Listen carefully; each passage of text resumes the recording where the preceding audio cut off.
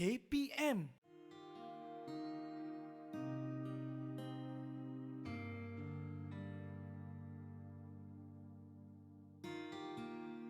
Assalamualaikum warahmatullahi wabarakatuh. Alhamdulillahi wabillahi wassalatu wassalamu ala rasulillah wa ala alihi wa ashabihi wa man walah.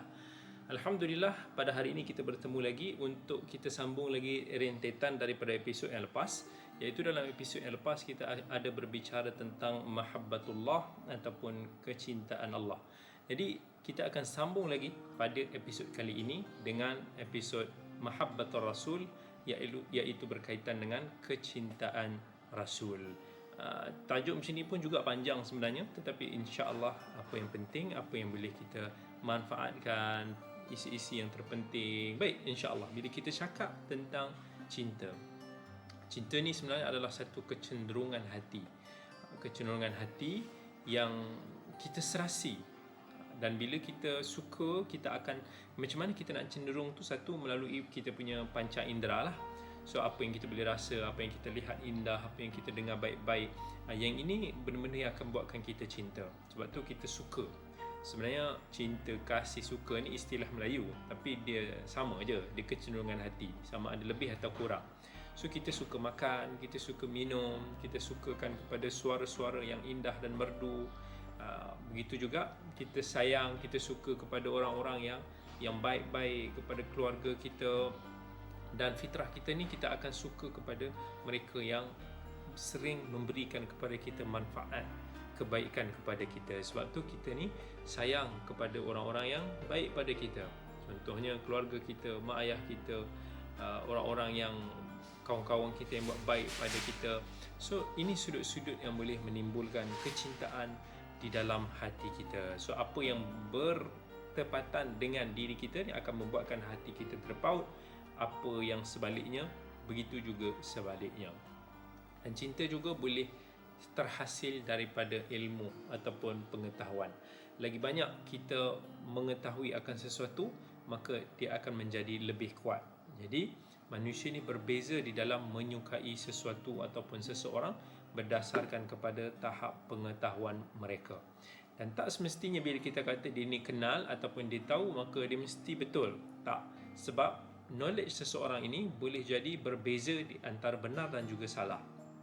Kalau pengetahuan kita dan cara kita nak mencapainya itu selamat dan benar, maka kecintaan tersebut juga akan memberikan manfaat kepada kita. Kalau tak, dia akan menjadi satu perkara yang memudaratkan, walaupun kita sangka dia mendatangkan kebaikan. Contoh, orang yang suka merokok, orang yang habit benda-benda, dia suka buat benda-benda tak elok, itu tak memberikan manfaat. Knowledge dia salah. Dia rasa macam benda tu baik bagi dia, tapi sebenarnya itu tidak baik bagi dia. Kemudian Al-Quran dan As-Sunnah menggambarkan tentang pengertian cinta itu daripada pelbagai aspek. Ada daripada sudut semula jadi, ada daripada sudut syarak ataupun agama kita. Kalau daripada sudut semula jadi, contohnya bila kita sukakan kepada harta benda, kita sukakan kepada manusia, kita sukakan kepada duniawi, hawa nafsu kita, ni adalah fitrah manusia. Betul Allah kata dalam surah Ali Imran, a'udzubillahi minasyaitanirrajim, zuyyina lin-nas hubbus syahawat minan nisa'i wal banina wal qanatiril muqantarati minadh dhahabi wal fiddah wal khairil musawwamati wal an'ami wal harth dzalika mata'ul hayatid dunya. Kami telah perindahkan kepada manusia kecenderungan, kesukaan kepada syahwat daripada kalangan wanita, daripada kalangan anak-anak, daripada kalangan harta yang bertimbun-timbun, daripada kuda-kuda yang bertanda, maksudnya kenderaan yang baik-baik, daripada binatang ternakan, hasil tanaman dan sebagainya. Allah kata itu adalah perhiasan dunia. Kehidupan dunia ini memang kita akan suka kepada perkara-perkara tersebut. Dan Allah kata lagi, wa tuhibbunal mala hubban jamma. Kamu ini manusia memang sangat-sangat sukakan harta ni, sangat-sangat suka, sangat dahsyatlah suka kamu pada harta ni.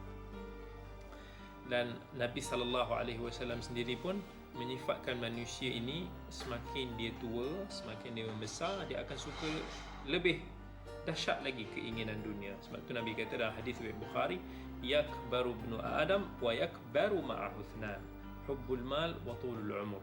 Manusia ni bila mana dia semakin tua, dia akan semakin besar pula kecintaan harta dia dan juga suka untuk nak usia panjang. Sebab tu kalau kita tengok adik-adik yang menonton, kalau kata daripada pelajar sekolah, kalau tanya apa sangat kita nak, paling-paling kebanyakan orang dia nak PlayStation, dia nak yalah sikit-sikit apa beberapa permainan, lagi kecil keinginan dia lebih kecil. Tapi bila kita dah melangkau ke usia dewasa, dah masuk ke dunia pekerjaan, kemudian masuk lagi dalam bidang yang lebih luas, perniagaan dan sebagainya, maka keinginan kita, ketamakan kita itu akan semakin bertambah. Tapi daripada sudut syarak, semua kecintaan kita mesti kena diselaraskan, mesti kena disejajarkan dengan kecintaan kita kepada Allah dan juga Rasulnya. Kita kena ikut. Kalau dalam serial lepas, antara syarat kita nak kata ataupun nak tunjuk kita ni bukti kita ni cinta kepada Allah, kita kena cinta kepada Rasul. Maka cinta kepada Rasul ni menjadi satu kewajipan kepada orang-orang yang beriman. Tapi kecintaan kepada Nabi SAW ni berbeza kelazatannya, keindahannya, berdasarkan kepada tahap keimanan kita dan juga pengetahuan kita. Orang Melayu pun kata kan, kalau tak kenal maka tak cinta.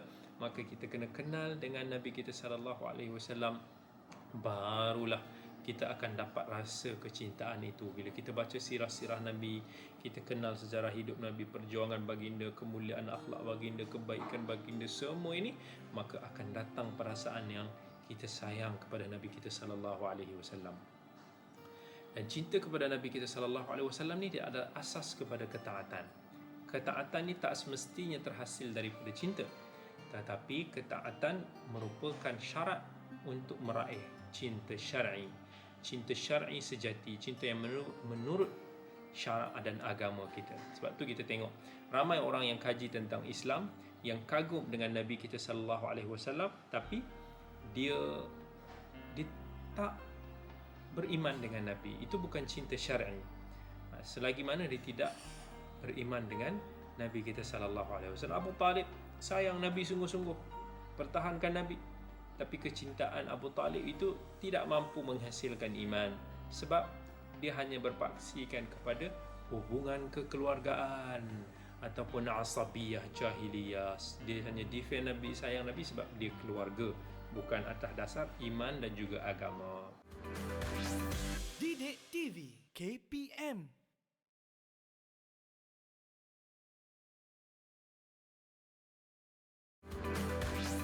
Didik TV KPM.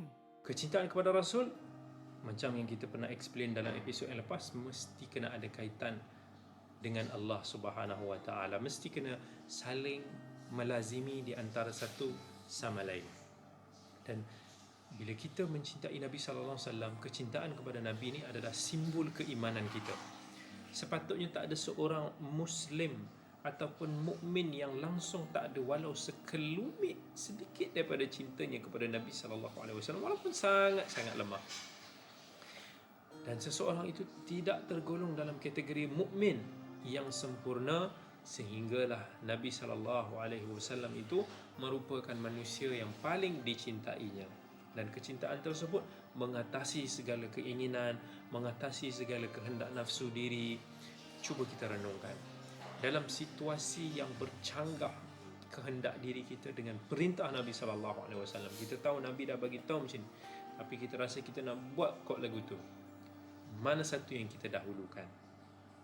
Renungkan firman Allah Subhanahu Wa Taala, "Qul in kana aba'ukum wa abna'ukum wa ikhwanukum wa azwajukum wa 'ashiratukum wa amwalun iqtaraftumuha wa tijaratun takhshawna kasadaha wa masakin tardawnaha ahabba ilaikum min Allahi wa rasulihi wa jihadin fi sabilihi." Adakah ayah-ayahmu, ibu bapamu, anak-anakmu, saudara maramu, pasanganmu, keluargamu, hartamu, perniagaan kamu, rumah-rumahmu, ini semua lebih kamu redai, lebih kamu cintai, kamu sukai lebih daripada Allah dan Rasulnya, dan juga berjihad di jalan? Kalau Nabi dah suruh kita buat macam ni, kawan kita ajak buat macam ni, yang mana satu kita nak ikut? Kalau kita kata kita sayang Nabi, kita akan follow Nabi. Kalau kita sebenarnya sayang kawan kita tu lebih, kita akan ikut dia. Ini merupakan parameter yang mengukur sejauh mana kita mencintai Nabi kita sallallahu alaihi wasallam. Satu kata Nabi sallallahu alaihi wasallam, la yu'minu ahadukum hatta akuna ahabba ilaihi min waladihi wa walidihi wan nasi ajma'in. Dalam hadis riwayat Bukhari dan Muslim, Nabi sallallahu alaihi wasallam bersabda, tidak sempurna iman seseorang daripada kamu sehinggalah aku ini adalah manusia yang paling dicintainya, lebih daripada anak-anaknya, lebih daripada ibu bapanya, lebih daripada sekalian manusia. Kita kena usaha untuk nak sayang Nabi kita sallallahu alaihi wasallam. Sahabat Nabi Umar bin Al-Khattab, satu hari dia pernah berjalan, dia pegang tangan Nabi sallallahu alaihi wasallam. Kemudian Umar dia kata kat Nabi, ya Rasulullah, la anta ahabbu ilayya min kulli syai' illa min nafsi. Wahai Rasulullah, engkau adalah manusia yang paling aku cintai lebih daripada semua benda kecuali diri aku sendiri. Umar ni dia sekadar nak meluahkan fitrah manusia. Fitrah manusia sayangkan dirinya. Kalau kita nak selamatkan diri kita, kita sayangkan diri kita lebih. Itu normal. Tapi Nabi SAW betulkan konsep itu kepada Umar. Nabi kata, la walladhi nafsi biyadihi hatta akuna ahabba ilaika min nafsik. Tidak, bukan begitu wahai Umar, demi jiwaku yang berada di tangannya, sehinggalah aku ini lebih dicintai oleh kamu, melebihi daripada diri kamu sendiri. Kemudian Umar pun kata, fa innahu al-an wallahi la anta ahabbu ilayya min nafsi. Demi Allah, sekarang ni aku mencintai engkau lebih daripada diri aku sendiri. Maka Nabi SAW kata, al-an ya Umar, sekarang ya Umar. Nabi betulkan balik. Maksudnya, kalau kita tengok, cintakan diri sendiri ini memang fitrah kita. Tapi nak mencintai orang lain adalah optional, pilihan yang timbul, terjadi disebabkan sebab-sebab yang tertentu. Jadi Umar ni bukan baru saja mencintai Nabi masa Nabi peringatkan dia, tapi Umar ni dia hanya bagi tahu berdasarkan kepada benda semula jadi kita. Tapi bila beliau berfikir, sampai dia tahu bahawa kecintaan terhadap Nabi SAW itu mesti mengatasi diri sendiri, dan itu akan menyebabkan dirinya terselamat di dunia dan di akhirat, dan difaham tentang konsep kecintaan Rasul itu, maka beliau menjadikan pilihan itu mengatasi semula jadi dirinya. Didik TV KPM.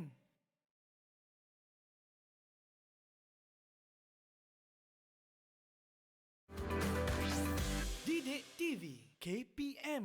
Perkara-perkara yang boleh menambahkan ataupun membantu kita tambahkan cinta kita kepada Nabi kita sallallahu alaihi wasallam. Ingat, bila saya ucapkan Nabi kita sallallahu alaihi wasallam, ucapkan sallallahu alaihi wasallam, itu tanda kita sayang pada Nabi kita sallallahu alaihi wasallam. Dalam hadis riwayat At-Tirmidzi, Nabi kata, bakhil orang-orang yang dengar nama aku tapi dia tidak berselawat kepada aku. Itu juga tanda kita sayang kepada Nabi kita sallallahu alaihi wasallam. Sebab tu ulama-ulama hadis dulu dia suka belajar hadis, sebab dia belajar hadis dia dengar selalu nama Nabi kita, dan dia selalu dapat berselawat kepada Nabi sallallahu alaihi wasallam. Dan itu apa yang Allah kata, ya ayyuhalladzina amanu sallu alaihi wasallimu taslima. Allah pun perintahkan untuk berselawat, dan Nabi SAW kata, siapa yang berselawat ke atas aku sekali, Allah akan berselawat ke atasnya 10 kali. Selawat Allah ini bermaksud rahmat Allah, bermaksud pujian Allah, maghfirah, pengampunan daripada Allah. Okey. Cinta ini dia macam yang kita sebut tadi, dia boleh berputik daripada pelbagai faktor, berdasarkan kepada pelbagai perkara yang dicintai. Perbezaannya kita tahu, dan ada yang timbul daripada panca indera kita, daripada mind kita, daripada hati kita. Begitu juga dengan kecintaan terhadap Nabi sallallahu alaihi wasallam, ada macam-macam faktor. Kerana kebaikan Nabi SAW buat pada kita ni semua banyak sangat. Kelebihan yang Allah bagi pada Nabi kita SAW ni sangat banyak. Kurniaan-kurniaan khusus ni juga banyak. Jadi macam mana kita nak tingkatkan kecintaan kita kepada Nabi SAW? Yang pertama sekali, cinta Nabi SAW kerana cintakan Allah. Sebab cinta Allah adalah cinta asas yang berasaskan syarak, yang mana cabangnya ada macam-macam. Kita cinta para rasul, cinta para malaikat, cinta ulama, sukakan akhlak yang mulia. Jadi siapa yang cintakan Allah sebenar-benarnya akan mencintai Nabi kita sallallahu alaihi wasallam, sebab kecintaan dan ketaatan terhadap Nabi SAW adalah kerana Allah. Allah kata, qul in kuntum tuhibbunallaha fattabi'uni yuhibbukumullah. Kalau kamu betul-betul sayangkan Allah, ikutlah jalanku, iaitu jalan Nabi kita Muhammad sallallahu alaihi wasallam, Allah akan sayang kepada kamu. Yang kedua, Allah cinta. Sebab apa kita sayang Nabi SAW? Kita kena faham bahawa Allah cinta dan Allah pilih Nabi kita sallallahu alaihi wasallam di kalangan sekalian makhluknya.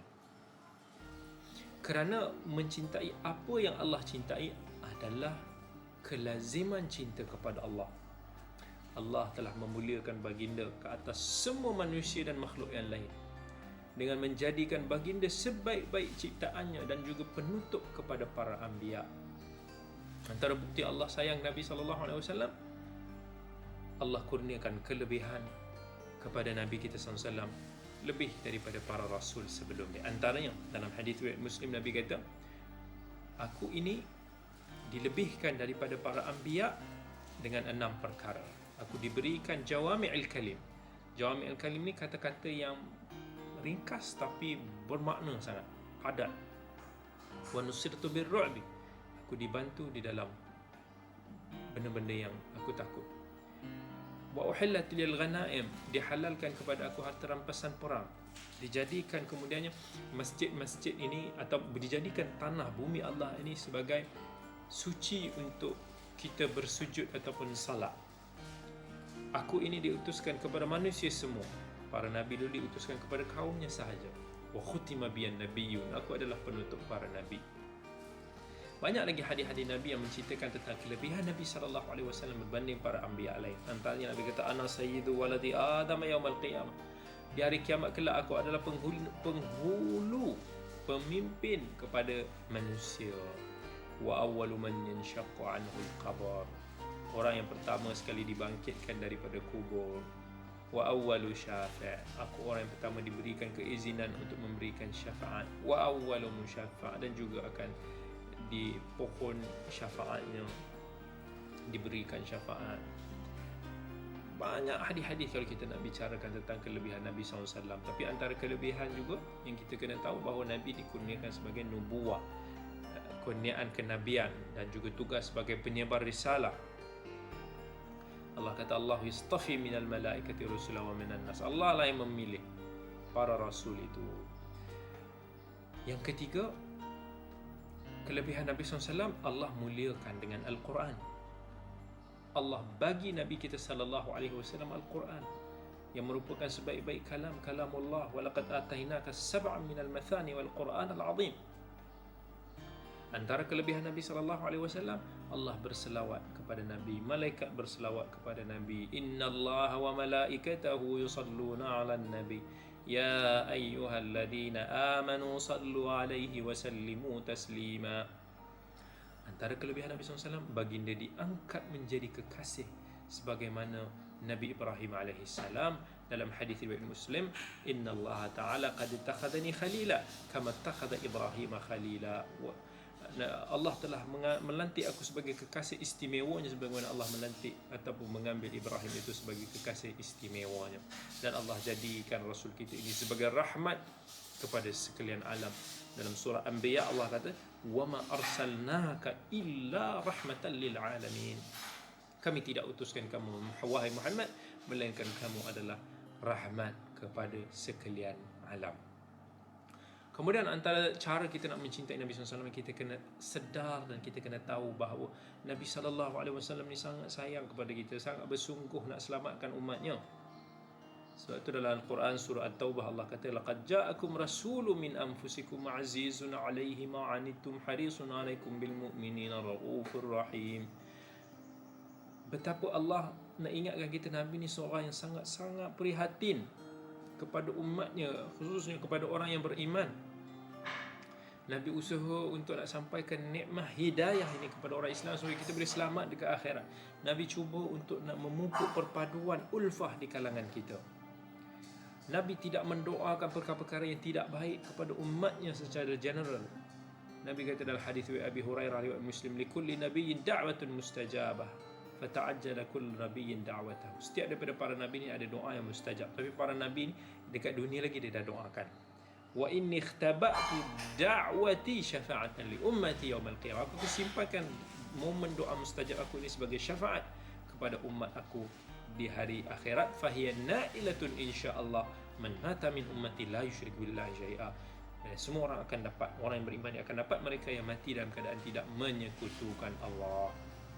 Ingat balik Nabi ini, bimbingan hasil daripada dakwah Nabi SAW. Hari ini ramai daripada kita dapat meraih nikmatnya iman. Hari ini ada ramai daripada kita yang dilahirkan dalam keadaan Muslim. Itu sesuatu yang perlu kita syukuri. Dan kemudian bila kita baca sirah-sirah Nabi, kita kenal Nabi, kita tahu kenal dengan akhlak mulia Nabi SAW, kita akan rasa macam bezanya akhlak Nabi dengan akhlak kita. Yang ini kita akan rasa macam terpesona, dan itu akan menambah, kita akan suka kepada orang yang baik-baik. Wa innaka la'ala khuluqin 'azim. Allah puji Nabi kita sallallahu alaihi wasallam, kamu sesungguhnya berada di dalam akhlak yang sangat-sangat mulia. So pesanan daripada saya kepada semua, hayati sirah Nabi, sibukkan dengan hadis-hadis Nabi SAW, dengan perkara-perkara sunnah. Fikirkan kenikmatan yang Allah, kelebihan yang Allah telah beri kepada Nabi kita sallallahu alaihi wasallam. Banyakkan berselawat ke atas Nabi kita sallallahu alaihi wasallam. Alangkah rugi, Nabi kata, orang-orang yang dengar nama dia tetapi tidak berselawat ke atasnya. Sebabkan tu dalam setiap daripada salat kita, ingat tak, semuanya ada salat, salawat kita kepada Nabi kita sallallahu alaihi wasallam dalam setiap tahiyat kita. Allahumma salli ala Muhammad. Moga Allah kurniakan kecintaan Nabi kita SAW dalam hati kita semua, dan juga kita meraih cinta daripada Allah dan Rasulnya.